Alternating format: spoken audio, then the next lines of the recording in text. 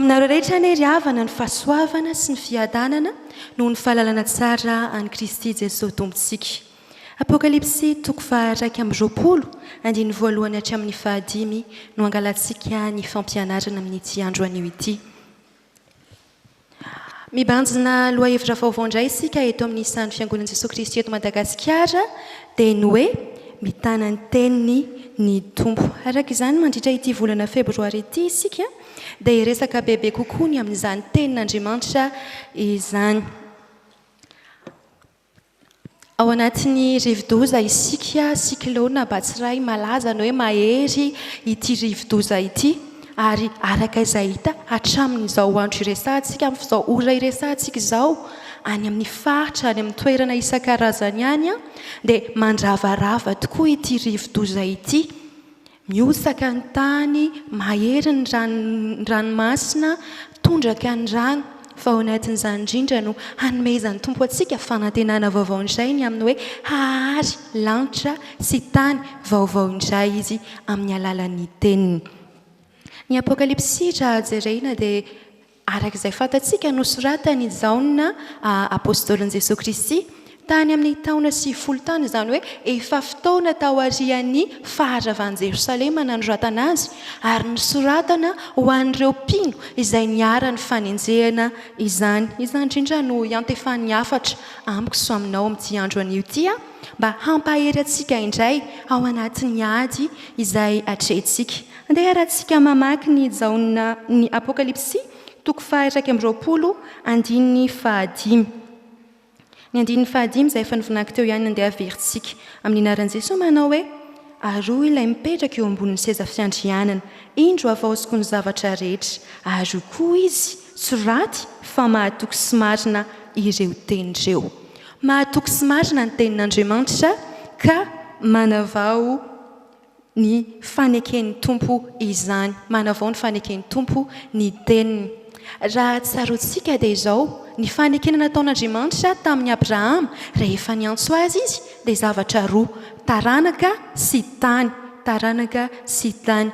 Ka ny lohahevitra voalohany ao anatin'izay hoe manavao ny faneken'ny Tompo izay dia izao hoe manavao ny fahariana ny Tompo. Manavao ny fahariana ny Tompo amin'ny andiny voalohany sy ny faharoa dia miteny izy hoe nahita lanitra vaovao sy tany vaovao indray aho. Ny Genesis toko voalohany andiny voalohany dia mampatsiary Andriamanitra tamin'ny voalohany nalary ny lanitra sy ny tany. Nahary ny lanitra sy ny tany ary Andriamanitra ary izany koa no mbola amerenany ijaonana satria tsika raha miresaka ny Apokalypsy dia tsaroana fa ijaonana nanoratra azy ka any amin'ny zaona voalohany ihany dia miresaka ny amin'ilay teny naharian'Andriamanitra izy ny tamin'ny voalohany ny teny. Ao anatin'izany mahary ny tenin'Andriamanitra ary hatrany amin'ny Genesis toko voalohany hatraty amin'ny Apokalypsy aty dia misy fampanantenana ny amin'ny lanitra vaovao sy tany vaovao indray. Izany hoe avaozin'Andriamanitra izay efa nohariany, avaozin'Andriamanitra ny zavatra rehetra. Ao anatin'izany na misy ara-ny faharavana na misy ny fahampitehana dia manavao ny lanitra sy ny tany Andriamanitra ary tsy teo intsony izy ilay tany voalohany sy ilay lanitra voalohany. Naharian'Andriamanitra tany am-piandohany dia ny teniny izany. Ary raha miresaka tsika hoe mitana ny teniny ny Tompo Andriamanitra, mitana ny teniny Andriamanitra dia mbola ilay teny izay nahariany tany amin'ny fiandohana ihany ny mbola hahariany any amin'ny fiafarana raha miteny sika fa hisy lanitra vaovao sy tany vaovao. Miresaka sika hoe Andriamanitra nampanantena tany ho an'i Abrahama dia ilay Jerosalema vaovao dia izay indrindra ihany koa ny amin'ny andiny faharoa ary nahita fa Indro ilay Jerosalema vaovao tonga ho izy. Izany hoe hisy fiainana, hisy tany vaovao omen'Andriamanitra ho antsika indray izany ary izany indrindra ny fanomezan-toky any tena lehibe ho antsika fa tsy amin'ny ankehitriny ihany fa hatramin'ny ho avy dia miahantsika ny Tompo Andriamantsika ka manome antsika tany vaovao ilay fampanantenana ilay tany izay efa nampanantenany any Abrahama dia ho tanterany amintsika izany fanomezan-toky izany ka omeny antsika ilay Jerosalema vaovao. Ny zavatra iova ao anatin'izay dia tsy hisony ny ranomasina. Ny ranomasina dia miendrika loza fahafatesana arak'izay efa fantatsika koa fa avy any amin'ny ranomasina no miforona ny rivo-doza sy ny loza isan-karazany. Ary any amin'ny Apokalypsy 3:17 dia miresaka any amin'ilay bibidia izy izay voaka avy any amin'ny ranomasina. Ny bibidia nefa ny raha miresaka ny Apokalypsy ihany sika dia ampitahana amin'ny mpanenjika ilay ampiherorana nanenjika ny kristianina satria efa ao anatin'ny vanim-potoana ny fanenjehana tanteraka ny kristianina teo. Arak'izany any amin'ilay Jerosalema vaovao izay ampanantenan'Andriamanitra dia izao tsisy tsony ilay fahavalo fa efa resy tanteraka izy. Ilay mpanenjika ny kristianina efa tsy antsony fa efa Jerosalema vaovao no iainany mino. Izy ary no andova izany fanampanantenana omeny Tompo izany. Ny taranaky Abrahama ihany fa isika rehetra koa anefa ankehitriny no taranaky Abrahama araka ny teny fampanantenana fa tsy misy tsony na jiosy na grika fa isika rehetra dia zanak'Andriamanitra amin'ny finoana ny Kristy Jesoa. Eo amin'ny andiny faharoa ihany dia misy ny hoe ary hita ozy izy ny Jerosalema vaovao efa mivoaomana tahaka ny ampakarina iaona amin'ny vadiny. Izany hoe ilay isy olona ampiakarina ho izy vady dia misy ho avy ilay mpampakatra. Iza moa ny vadin'ny kristianina? I Kristy. Izany lazain'ny Efesianina hoe Kristy sy ny fiangonana dia tahaka ny mpivady. Ka isika izao izay nandray ny hafatra avy amin'ny tenin'Andriamanitra, izay nanaiky an Jesosy Kristy ho tompo sy mpamonjy antsika, isika ilay niorina ho lasa fiangonan'Andriamanitra no iantefany izany fampanantenan'Andriamanitra izany. Raha manome toky sy fampanantenana izy fa hisy ny Jerosalema vaovao. Andeha nge jerentsika fa ho antsika tokoa izany teny izany ary manamafy izany indrindra ny Apokalypsy, ny Genesisy izay efa nivonaky tamintsika teo. Ny Apokalypsy 3:15, 17 sy ny 17 no iarahantsika rehetra mamaky. 17 sy ny 17. Ary hoy izy taminy, izao ny Jehova izay nitondra anao nivoaka avy tamin'ny tany oran'ny Kaldiana mba homeko anao ity tany ity olovanao. Tamin'izany andro izany Jehova nanao fanekena tamin'ny Abrahama ka nanao hoe ny taranakao efa nomeko ity tany ity hatrany ny on'ny Egipta hatramin'ny ony lehibe dia ny on'ny Eofrata. Ry vatan'i Kristy, ry fiangonan'Andriamanitra ho amintsika rehetra no nanaovana izany teny izany. Hatrany amin'ny Genesisy, hatrany amin'ny Apokalypsy dia tsy niova ny tenin'Andriamanitra fa araka izay efa nivakiantsika teo ihany dia marina sy mahatoky ka azo inoana izany. Izany no miteraka finoana ho antsika rehetra riavana. Ka raha manam-pinoana isika dia andova ny fiainana mandrakizay. Mitana ny tenin'ny Tompo, manahoana ny fiainantsika izany. Ary isika avy mba mahatana ny teny izay omen'ny Tompo antsika fa firy moa ny fanekena izay efa nataontsika teo anatrehan'Andriamanitra.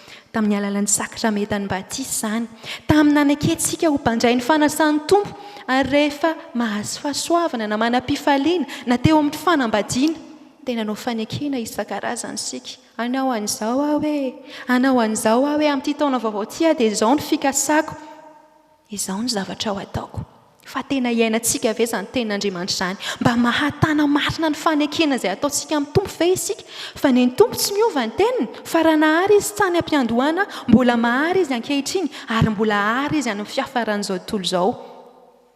Dia aoka isika hiorina marina, aoka isika hitany izany teny izany, fitanantsika izany teny ilay ambara fa mahatoky izany. No ananantsika antoka fa andova ilay Jerosalema vaovao isika dia mampahiry antsika. Mety ho rava fananana, mety hoe mianjadiam-pahoriana maro isika ao anatin'izao rivo-doza izao, kanefa izao hanome fahariana vaovao ho antsika indray ny Tompo ao anatin'izany. Satria mitana ny teny izy ka manavao ny fanekeny sy manavao ny fahariana ihany koa. Fa ny zava-dehibe faharoa izay ampitany izao neto amin'ny alalan'ity Apokalypsy ity dia izao indray hoe mampanantena fiainana vaovao ny Tompo. Raha mitentsika hoe manavao ny fahariana dia afaka ataontsika mitovitovy amin'izany koa ny hoe manavao ny fiainana ny Tompo. Anteny arahantsika mamaky ny andinin'ny 9 hoe Apokalypsy 1:20, ny andinin'ny 9. Ninaran'i Jesoa. Ary nareo feo mahery avy tamin'ny seza fiandrianana nanao hoe Indro ny tabernakelin'Andriamanitra dia ho amin'ny olony, ary izy hitoetra eo aminy ary ireo olony, ary Andriamanitra no hitoetra aminy sy ho Andriamaniny. Nampananten'Andriamanitra fa ho avy indray izy ka hanome fiainana ho an'ny olona rehetra Resakantsika tany voalohany ny fampanantenana ho an'i Abrahama dia tany sy taranaka. Ny tany izay fandresantsika teo fa ilay Jerosalema vaovao. Fa ny faharoa koa dia nampanantena taranaka izy. Ny zavatra tsara tsindriana dia izao. Raha niresaka tamin'ny Abrahama Andriamanitra dia mbola tany anatin'ny vanim-potoana tena tany aloha tany izany ary tsy nahafantatra izay hisian'ny fiainana ao arian'ny fahafatesany ny olona fa ho an'ny olona rehefa maty dia mijanona eo ny fiainana. Ka inona ary izany ny fitohizan'ny fiainana dia ny taranaka. Amintsika malagasy ihany koa manan-danja lehibe ny zanaka na ny taranaka. Izany hoe maty-nonoka na hoe tsy misy mpandovy izany dia anisan'ny zavatra tsy dia tena zakan'ny malagasy loatra izany. Kanefa izao i Abrahama koa dia nanana olana tamin'izay hoe tsy manana mpandovy izy nefa izy efa namen'Andriamanitra tany fananana harembe. Dia hoy izy hoe iza ny andova dia hoy Andriamanitra hoe omeko taranaka ianao. Fa amin'izao isika efa mahafantatra fa misy ny fiainana ao arian'ny fahafatesana. Araka izany ny fitohizan'ny fiainana ao arian'ny fahafatesana, ny fitohizan'ny aina dia tsy ilay taranaka ihany fa ilay fiainana mandrakizay izay fampanantenan'Andriamanitra. Ny fiainana mandrakizay dia ilay Andriamanitra manaiky hiara-monina amin'ny olona, ilay Andriamanitra tonga ety ambonin'ny tany ka anaiky handray atsika indray tahaka ny mpampiakatra izay efa miomana handray ny vadiny ary sika koa dia miomana tahaka izay ampakarina hiaony amin'ny vadiny. Ao anatin'izany ny havana dia manome toky Andriamanitra fa izy no onona amintsika, izy no hitoetra ao anatintsika ary izay ilay hoe ny tabernakelin'Andriamanitra dia ho avy ary hiara-onina amin'ny olona izany. Ny tabernakely dia ilay fiaran'ny fanekena ho an'ny zanak'Israely izany. Amin'ny fotoana rehetra dia io no manamarika ny fanatrehan'Andriamanitra ny olona ary napetraka tao anatin'ny efitra masina indrindra tao amin'ny tempoly izany efitra masina izany tabernakely izany manamarina ny fanatrehan'Andriamanitra. Fa ny amparany dia efa foana ny fisarahan'ny efitra lamba fa ilay Andriamanitra mihitsy no tonga hiara-iaina amin'ny vahoakany. Ilay Andriamanitra mihitsy ny tonga hanome fiainana ho an'ny olona ary eo amin'ny andininy fahaefatra dia hamafisiny ho fafan'Andriamanitra ny ranomasina rehetra amin'ny mason'ny vahoakany ary tsy hisy fahafatesana intsony. Andresy ny fahafatesana isika. Andresy isika ao anatin'izao hazakazaka izay hatrehantsika izao, ao anatin'izao ady mafy izay hatrehantsika izao, dia ho avy ny Tompo ampionina antsika izy, handray antsika izy ary hanome antsika ilay fiainam-baovao, ilay fiainana ao arian'ny fahafatesana. Inona moa ry havana ny fahatanteran'izany fiainana ao arian'ny fahafatesana izany? Inona ny ananantsika antoka fa tena izy tokoa ny fiainana ao arian'ny fahafatesana? Dia ilay ny teny hoe andeha aho ary raha andeha aho dia hanamboatra fitoerana ho anareo. Ny ivon'ny soratra masina iray manontolo hatrany amin'ny Genesis hatrany amin'ny Apokalypsy dia miivo eo amin'ny fahaterahan'i Jesosy Kristy, ny fahatongavan'i Jesosy Kristy ho olona ka hamonjy antsika. Izany indrindra no izoroany Simeona eto satria nanantanterahana ny teniny izy ao amin'ny Lioka toko faharoa izay fahitantsika teo ihany.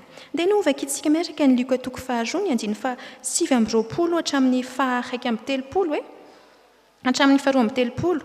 Lioka toko faharoa andiny faha 7:20 hatramin'ny faha-2 amby 30. Amin'ny anaran'i Jesosy manao hoe Tompo, ankehitriny ny mpanomponao dia alefanao ny fiadanana araka ny teninao. Fa ny masoko efa nahita ny famonjenao ary izay namboatrinao teo anatrehany firenena rehetra dia fahazavanao an'ny firenena sady voninahitry ny Israely. Izany fahaterahan'i Jesosy Kristy. Izany no antoka hananantsika ilay fiainana ao arian'ny fahafatesana, no antoka hananantsika ilay fahavelomana indray ao ariany izay mety hatrehantsika ankehitriny eto amin'izao fiainana izao. Tonga Jesosy Kristy. Tonga izy tonga nofo avy tamin'ny alalan'i Maria hamonjy antsika. Ary izay ampanantenan'ny Apokalypsy eto dia izao hoe ho avy indray izy, hiverina indray izy, handray ny olona rehetra ho eo aminy. Ny finoanan'i Jesosy Kristy irery ihany no hananantsika antoka fa ho vonjena isika. Ary izay ny vokatry ny finoana. Tsy misy hoe ny fanaovana asa soa, tsy misy hoe ny fanaovana tsara, tsy misy hoe ny fihadiana ny ratsy no hananantsika famonjena, fa ireny efa vokatra aty aoriana ihany fa ny finoana an'ilay nitondra ny fahotantsika. Ny finoana ilay namela ny elosika, ilay tonga olona, ilay niara-ny olona tamintsika, ilay tabernakelin'Andriamanitra izay efa tonga tetỳ amintsika satria foana ny hevitra lamba efa afaka mifandray amin'Andriamanitra isika. Noho ny amin'i Jesosy Kristy izay mitoetra ao anatin'ny vodisika. Koa andeha isika ry havana andray izany tenin'Andriamanitra izany. Ilay Jesosy Kristy, ilay teny tonga nofo, ary ny teny dia tonga nofo ka nonina tamintsika. Andeha isika andray izay tenin'Andriamanitra izany ho fiainana ao atsika, ho fahavelomana ao atsika, hananantsika fanantenana indray ny amin'ny ho avy. Mety misy azo pahoriana, ary tena maro tokoa ny olona azo pahoriana amin'izao fotoana izao satria mbola mamela ny aretina eo ny rivo-doza dia manome toky sy fampanantenana antsika fa tsy misahatra hatreo amin'ny fahafatesana akory ny fiainana fahoriana izany, ilay fiainana mandrakizay izay miaraka amin'i Jesosy Kristy. Ary miantso antsika raha teo ihany koa izany hiomana fa tsy tahaka izay heverina fa eo ny vary sy mifotsy izay tsy isony ao aorianany fahafatesana na izay lazaina ihany koa hoe makany ambondro be ny fanahin'ny olona, tsy izany. Fa misy fiainana ao aorianany fahafatesana. Ary izao isika dia efa mila miomana sahady amin'izany, amin'ny fandraisantsika an'i Jesosy Kristy ho tompo sy mpamonjy ny fiainantsika. Dia raha Jesosy Kristy ho tompo sy mpamonjy antsika. Tao anatin'ny 3 andro izay tsika niatrika niomana amin'ny fandraisana ny rivo-doza. Dia misy ny filazana loza isan-karazany, filazana loza maitso, mavo, mena. Ary rehefa menamena ny fambara-loza dia azo antoka fa tena handalo amin'iny toerana iny tokoa ny rivo-doza. Fa tsy isony hoe mety sy handalo eo izy fa tena azo antoka izany hoe iny fa handalo ilay rivo-doza. Dia raha hitentsika hoe ho avokoa Jesosy Kristy dia tsy misy faritra maitso, tsisy faritra mavo izany hoe tsisy izay tsy ahita azy fa ahita azy ny maso rehetra ambonin'ny tany araka ny ambaran'ny Apokalypsy ihany. Dia ny olona rehetra izany dia samy miaran'izany fiavian'i Jesosy Kristy izany ka tsy maintsy tsy miomana daholo. Tahaka izay niomana antsika tamin'ny andriny batsiray araka ny ambaran'ny olona ny amin'ny tambazotra tserasera moa dia hoe tsy mbola nahita rivo-doza raisina tamin'ny fomba makotrokotroka mihoatra ity aho. Manahoana ny fiandrasantsika ny Tompo. Mba tahaka izany tokoa ve raha ho avy ve Jesosy Kristy androany efa vonona ve isika? Rehefa tahaka izao dia diovina daholo ny lakan-drano rehetra andehanany rano. Ny fonao manahoana? Efa vonona ny andray ny Tompo ve? Manahoana ny sainao? Ary amafisina ny trano, amafisina ny tafitrano, manahoana ny amafy ny finoanao? Efa vonona ny andro ny fandraisana ny Tompo ve isika? Ny tenin'Andriamanitra irery ihany no manamafy ny finoantsika, mampitombo ny fahalalantsika an'i Jesosy Kristy.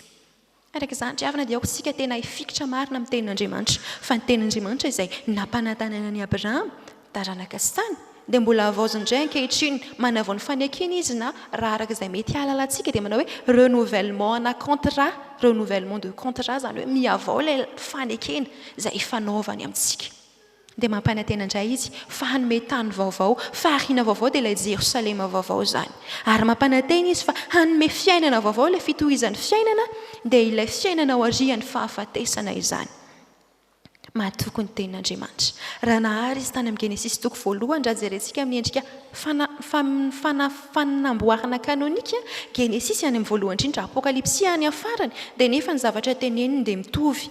Tany vaovao sy lanitra vaovao, tany vaovao sy lanitra vaovao. Dia eo amin'i Jesosy Kristy ihany koa ilay teny tonga nofo izay nao tamintsika any amin'ny Genesis hatrany amin'ny Apokalypsy eo amin'ny filazan'ny sara fahateran'i Jesosy. Marina avokoa ireny tenin'Andriamanitra ireny. Koa andeha isika hifikitra marina amin'ny tenin'Andriamanitra. Andeha isika azoto amaky baiboly isan'andro. Andeha isika tena anaiky izay fahefan'ny Tompo amin'ny fiainantsika sy ny faharian'Andriamanitra eo amin'ny fiainantsika. Dia mahery izy ary havako fa ny Tompo mampahery antsika mandrakariva ary mampanantena fiainana ao antsika izy, manavao ny fanekena ao amintsika izy amin'ny alalan'ny teniny izany. Raha fehezina dia izao ny hafatra hoe mino ary miorena ao amin'ny Tompo isika, manavao ny fanekena ny Tompo voalohany, manavao ny fahariana izy ary faharoa manavao ny fiainana izy na manome fiainan-baovao izy. Ho an'Andriamanitra irery ny voninahitra ho amintsika rehetra ane izany fanaovaozan'ny tenin'Andriamanitra izany. Amen.